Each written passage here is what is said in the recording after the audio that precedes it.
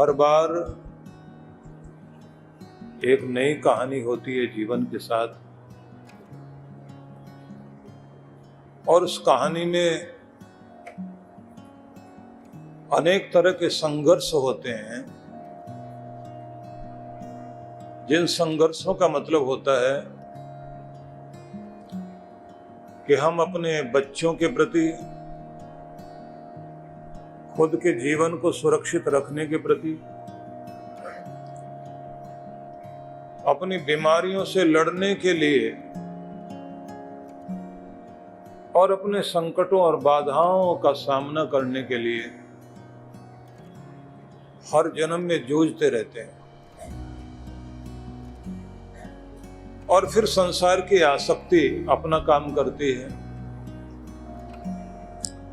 व्यक्ति जहां रहता है उन चीजों से मोह हो जाता है, शहर से, गली मोहल्लों से, यहां तक कि अपने कपड़ों से, अपने जेवर से, पुराने से पुरानी चीजें हों, नई से नई चीजें हों, सब में आदमी का मन ऐसा अटक जाता है जिसमें प्राण बस जाते हैं आदमी के। देह छोड़ने के साथ साथ ये चीजें भी छोड़नी पड़ती है, रिश्ते छोड़ने पड़ते हैं, नगर छोड़ना पड़ता है, गलियां छोड़नी पड़ती है। और जिस देह को लेकर इस दुनिया में आए थे वो शहर के एक ऐसे कोने में जहां आप कभी जाना नहीं चाहते, वहां से अगर गुजर भी जाएं तो उधर की तरफ देखना नहीं चाहते, वो जगह होती है शमशान घाट। वहां आखिर में जाकर इस शरीर को समर्पित कर दिया जाता है। और कमाल की बात है कि जो छोड़ने आए वो पीछे मुड़कर नहीं देखते कि कौन गया है दुनिया से, कितना बड़ा आदमी था। लोग सोचते हैं क्या पीछे छोड़ के गया, हिसाब लगाते हैं लोग, मकान है, दुकान है, बिजनेस था, 2-4 बच्चे थे, भाई बहन है, ये हिसाब लगा लेते हैं। लेकिन ध्यान रखिए, जमीन पर और पत्थरों पर नाम भी लिखा रह जाए वो नहीं टिकेगा। जो दिलों पर जिसने नाम लिख दिया बस वही टिकेगा और वही याद किया जाएगा। दिलों पर नाम लिखने का मतलब है कि आप इस दुनिया से सब कुछ पाया, इस समाज से पाया, इस समाज के लिए तुमने क्या किया? अपने लिए जी लिए, अपने बच्चों के लिए जिए। तुम्हारा प्रेम सिमट कर तुम्हारी देह तक रहा और तुम्हारे 2-4 परिवार के लोगों तक रहा। इस प्रेम को अगर तुम अपने मोहल्ले से लेकर समाज तक लेकर गए, नगर तक लेकर गए, तब तुम बड़े हुए।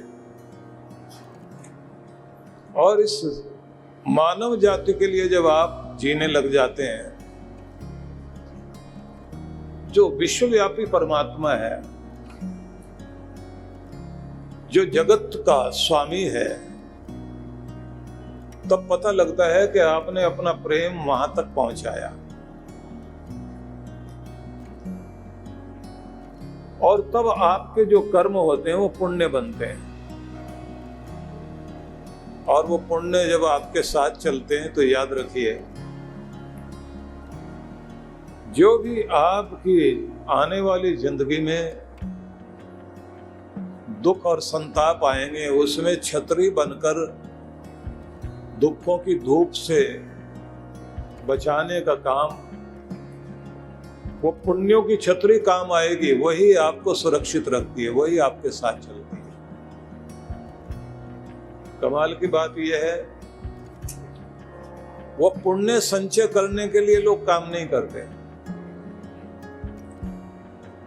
भारत देश में हजारों सालों तक गुलामी का दौर रहा।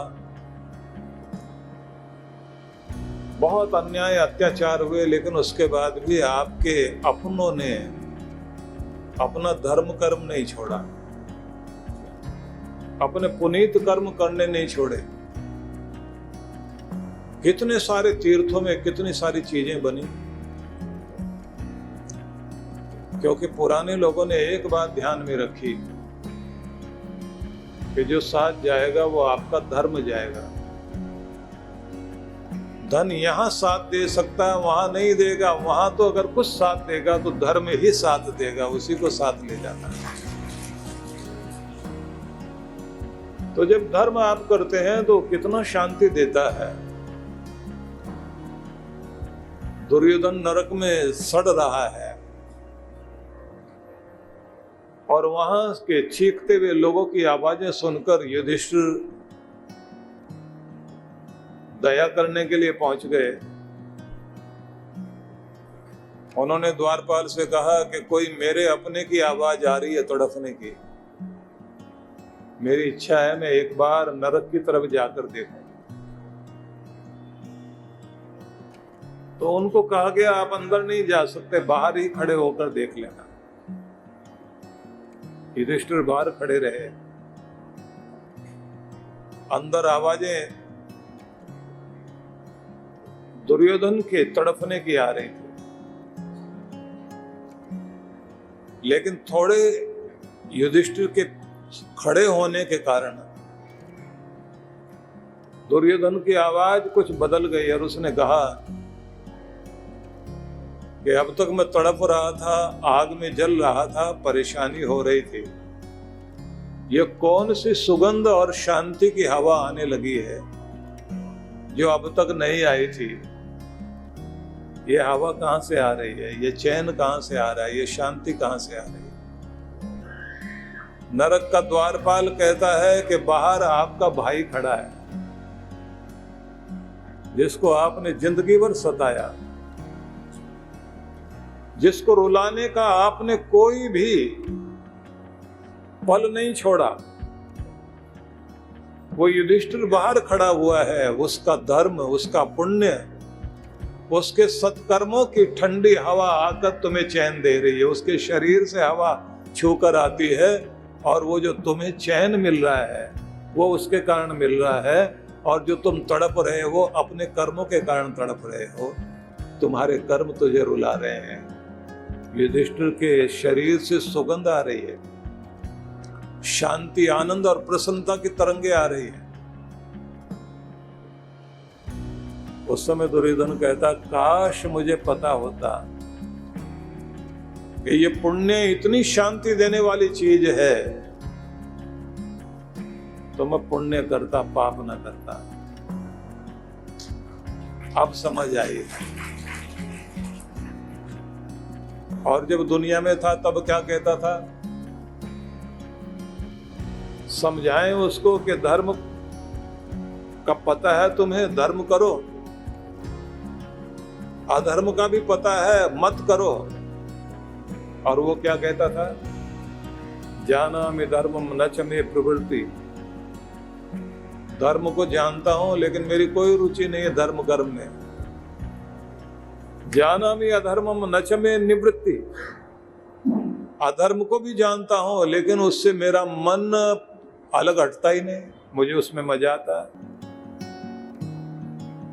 पूछा कि इतने अच्छे गुरु के पास रहकर पढ़े हो, द्रोणाचार्य, कृपाचार्य, कितने सारे ऋषि मुनि घर में आते रहे, तो क्या कहता है, केनापि देवेन हृदय स्थितेन यथा नियुक्तोस्मि तथा करोमि। कोई मेरे अंदर का संस्कार है वो मुझे खींच कर ले जाता है और वो जो मेरे से कराता है वही मैं करता हूँ। मेरे अंदर की मनमानी अंदर से चलती है, बाहर आती है, इसलिए किसी के समझाने से मुझे कोई फर्क नहीं पड़ता। जैसे आज के लोग कहते हैं ना, अपना ज्ञान अपने पास रखो, हमें इसकी जरूरत ही नहीं है, तो समझ नहीं आता। लेकिन जब ठोकरें लगती हैं, जीवन का उतार चढ़ाव सामने आता है, तब समझ में आता है कि सब कुछ हमारे बस में नहीं है। सब कुछ जिसके बस में है वही तो दुनिया चला रहा है, वही तो मालिक है, एक ही तो दुनिया में मालिक है।